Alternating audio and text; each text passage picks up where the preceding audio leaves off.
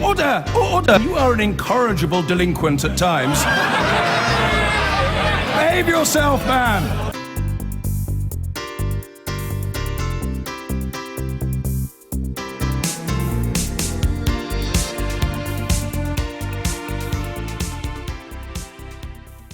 The first of 600 additional armed police officers have begun patrolling the streets of London in response to the recent terror attacks across Europe. The Metropolitan Police Commissioner, Sir Bernard Hogan-Howe, said there was no intelligence of an imminent attack, but it would be foolish to ignore what had happened in other countries. In all, more than 1,500 additional police marksmen will eventually be deployed across the UK, though it's claimed it could take up to 2 years to train them fully. Our Home Affairs correspondent June Kelly reports. This is what the front line would look like in the face of an attack. These Scotland Yard marksmen have been trained to confront armed terrorists. They will keep moving forward even if one of their colleagues has been shot. They'd be kitted up like this only if the capital was under attack. To get to a scene quickly, they'd travel in pairs on these bikes. We've been looking at the attack methodology of terrorists on mainland Europe, in Paris and Brussels. An essential part of our tactic is to respond as fast as possible. These bikes give us that best opportunity, along with an array of other tactics that we have. From today, the first of 600 more armed officers will be patrolling London. The Met Police won't say exactly how many. The threat level in the UK remains at severe, which means that an attack is highly likely. It's been like this for 2 years and hasn't changed. This is a reasonable response. This is not giving every police officer in Britain a gun. It's not giving everybody, even in the Met, a gun. This is increasing to some extent. Still less than 10% of our whole workforce will have a firearm. And this is one of the innovations, vehicle checkpoints with armed officers in support. They'll be set up in different places on different days. So these are the sort of measures that we'll now see in place around the capital. The Met hopes that they'll reassure rather than alarm the public. I feel more protected with police guns than just walking with their hands in their pocket, you see what I mean? I guess safer. I think it might be a little unsettling because it's something we're not used to seeing. Sad, but that's the world we live in, isn't it? The latest European attack was the murder of a priest in his church in Rouen.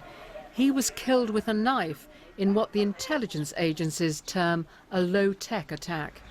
It illustrated the terrorist range of tactics and how their targets might not be in the centre of a major city. In all, there will eventually be more than 1,500 extra firearms officers around Britain. But the bulk of these will be in the big cities, and there's concern that smaller forces are being ignored. It could happen anywhere, whether it be in a military base, whether it be in a small market town or in a major city. So we've got to make sure that as an emergency service, the police service has the resilience and the resources where it's going to be needed when it happens. And I'm not convinced that we're there yet. It's being claimed that it could take at least 2 years to get all the extra officers in place. The lessons learned from other parts of Europe mean a change in police priorities in the UK. June Kelly, BBC News. With me now is our home editor, Mark Easton, and this really is the first time that we will see this kind of police in these kind of numbers. And it's a risk, as we saw in that report. When people see those kind of officers, helmeted, armoured, tooled up on our streets, how are they going to feel? Are they going to be reassured or alarmed? That, I think, is the dividing line for Scotland Yard, to reassure the public, yeah, they're ready to deal with the kind of terrorist incidents that we've seen so tragically in other European cities recently, but without frightening people. Now, the terrorist threat level is severe, but it hasn't changed for a couple of years. There will be more armed cops. But police in London and beyond, let's be honest, they remain overwhelmingly unarmed. And extreme force must be an option, but the principle of what we call policing by consent remains. Officers need to be trusted, they need to be seen as approachable and friendly. That's our way. And that's why Scotland Yard's actually encouraging people. If you see some of these guys, go up and say hello. They want the public to go and greet them. Of course the public want the police to be able to respond to an act of terrorism, but they don't want the Bobby on the beat to look like Robocop. Mark Easton, thank you. Hundreds more armed police with handguns and semi-automatic weapons will be put on patrol around London's major landmarks as the Met Police Chief promised to help reassure the public and deter terror attacks. Sir Bernard Hogan-Howe said if there was a firearms attack, police would need to respond with firearms. But will it make people feel safer? And what about the rest of the country, beyond the capital? Here's our Home Affairs correspondent, Darshna Soni.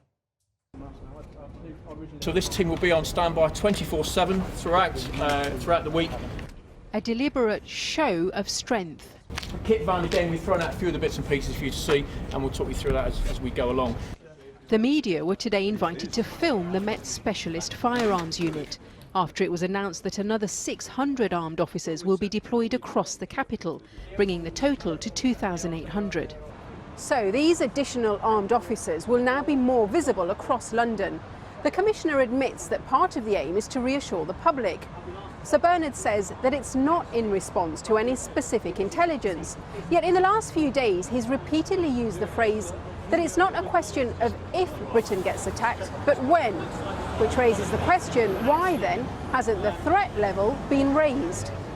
That threat level has remained at severe, the second highest, since 2014. We've seen some horrible attacks in Paris, 130 people murdered, 200 people injured.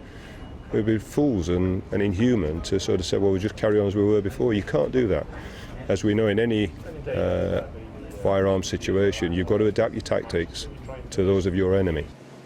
And it's also been reported that adapting our tactics means that British ferry passengers may be protected by armed sea marshals amid fears of a terror attack in the English Channel. The Commissioner said he was responding to a sense of fear in the country. So will the move address that fear? Do you feel safer seeing armed officers on the streets? Yeah, I'm pretty sure, yeah. I mean, it's nothing, it's not worrying me. It's not like America here where they're just going to shoot on sight or anything like that. My thoughts are, well, whatever's going to happen is going to happen. There were always ways around it, so that's why I'm a bit like, well, yeah. I think visually, when you see something like this happening, then it does actually help a lot in terms of safety and just feeling safe going about your day-to-day lives. The officers will be deployed to guard London's landmarks. But what about the rest of the UK? Concerns have been raised that other major cities and rural areas could be left vulnerable. I think it's important to realise that no longer can we just assume that a terrorist attack is going to happen in London. It could happen anywhere in the United Kingdom. So we've got to make sure that, of course, it's welcome that additional firearms officers are being deployed in London, but we've got to make sure that's replicated across the country. That may be difficult. The latest Home Office figures show the number of firearms officers in England and Wales has fallen by more than 1,000 in the last 5 years. And the police unions say it could take 2 years to fully train all those needed nationally. The threat has changed, the threat is more dynamic, and of course it's nationwide, not just in London. So we need to make sure that we've got the right officers. I think they're doing the right thing here, but it is a bit of a marketing ploy today. The UK has always prided itself on policing by consent. The Met acknowledges that with the introduction of more armed officers, they may not always get it right. And of course, it's intelligence and not armed patrols that usually stops attacks. Well, I'm joined now by former Superintendent Leroy Logan, who served in the Metropolitan Police for 30 years, and Richard Barrett, who was Director of Global Counterterrorism at MI6.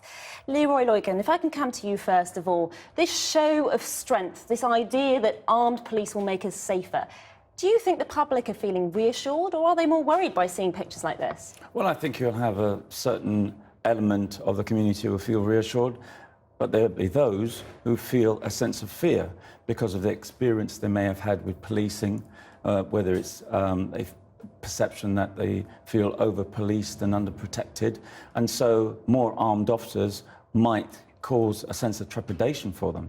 We'll come to that in a second, but Richard Barrett, do you think this is the right response? Well, I think there's a very fine line to draw, isn't there, between the sort of securitization of our everyday life and a feeling of reassurance. Because, after all, I mean, terrorists, the impact of a terrorist attack is really in the response rather than more than in the attack itself. So, if we see the response on the street, even before an attack has taken place, then in a way you're sort of doing the terrorist work for them. And I think that that's unfortunate. You know, in our society, we rely on the police having very good community relations, and I think it's harder, probably, Leroy would know, for a member of the public to go up and talk to somebody in a flak jacket with a submachine gun than it is if they're just doing their normal work. So are you saying the police shouldn't have done this today? Well, I mean, the police make their own judgments and they have much better access to information, Is it helpful of course. or hindering counter-terror? Well, I just think that you have to be very, very careful, because in reality, what are these policemen going to do? You know, they're not going to be able to stop an attack. There's so many soft targets that would be impossible, unreasonable to expect that. So if it's a deterrent, I wonder. I think terrorists probably, if they see a society becoming more sort of militarized like that, they may feel, well, there's more targets to attack. You know, I mean, I don't know. But Leroy Logan, that militarization of society that Richard Barrett refers to, what sort of concern is that going to cause among certain communities? Well, I think, like everything, trust and confidence is really important. And if people have a lack of trust and confidence because of, as I said, the heavy-handed police in the right face, they are less likely to work with police, they're more likely to fear them, and as a result of that, you don't get the intelligence to help you detect these incidences before they take place. And I think it's people's experience from the use of tasers, the disproportionate number of people getting tasered from the black community compared to the white, especially if they have mental health issues. So people are watching this with a certain element of suspicion, when there'll be those who say, yep, the more guns on the street, the better. But This is just about armed police at certain key locations. They're not going to be marching through neighbourhoods. Well, I hope not, because you'd change the whole look and feel of policing. You know, the British police is the envy of the world, policing by consent, not with sidearms, and so they keep that closer links with the community, and they have the independent oversight to ensure that officers' performance are monitored. And I would like to see not only those officers being monitored closely, not only in their skills to shoot a firearm, but to be able to respond appropriately. And hopefully we get the right fit, a bespoke approach, working with communities, not them feeling they're an occupying force. Richard Barrett, do you think an attack is inevitable, as Bernard Hogan-Howe has suggested? well, that's a harsh word to use, inevitable, isn't it? I mean, there must be a high risk. But he said it's when, not if. Yes, I know. Well, the when, not if, I think is also maybe a little bit misjudged, in that we don't want everyone to be afraid that they're going to be attacked. You know, the main protection against terrorism is to ignore it, you know, is to be resilient. And sure, it's probably very likely that there may be an attack, but that shouldn't be the focus of our lives. So in terms of the intelligence response, because something has to be done, and if it's not through armed police, what is it that needs to happen? Well, I think that the community relationship with the law enforcement security agencies is enormously important, as Leroy said. That is where the intelligence is going to come from. It's not going to come from, you know, people who naturally are in conjunction with the police. And do you think that's working well at the moment? Well, I think it is. I think, you know, as Leroy said, I think we're lucky here that community relations are quite good, but they could be a lot better. I think everybody would agree with that. And Leroy, what do you think of community relations? Are they providing the police with the intelligence that is required? I think there's a correlation. If you've got high trust and confidence, you're more likely to get the quality intelligence you need to detect these individuals. And also, if you've got independent oversight to ensure that officer on the day-to-day policing is held to account, then that will follow all the way through to specialist firearms officers, and we'll get a really good balance in protecting and Leroy security. Logan, Richard Barrett, thank you very much.